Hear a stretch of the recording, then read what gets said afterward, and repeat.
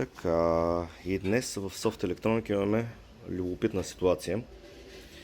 И каква е тя? Става дума за този тип камери, които стоят в Volkswagen Group автомобилите на стъклото.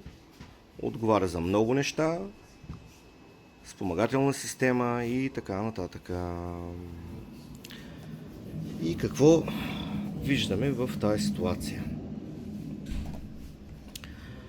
Някой се е опитал да направи някакъв ремонт, за съжаление не е толкова успешен.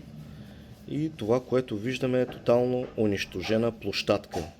Сиреч този борд, този текстолит абсолютно за нищо не става. Молбата ни е, колегите, които се занимават с такива неща, бъдете малко по-внимателни, ако е възможно. Разбираме, че може би трябва още малко опит, трябва още малко знания, но в момента това ще коства за сметка на клиента. В смисъл такъв, че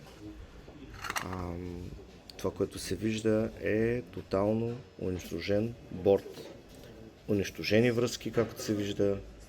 Всичко е в ужасно състояние.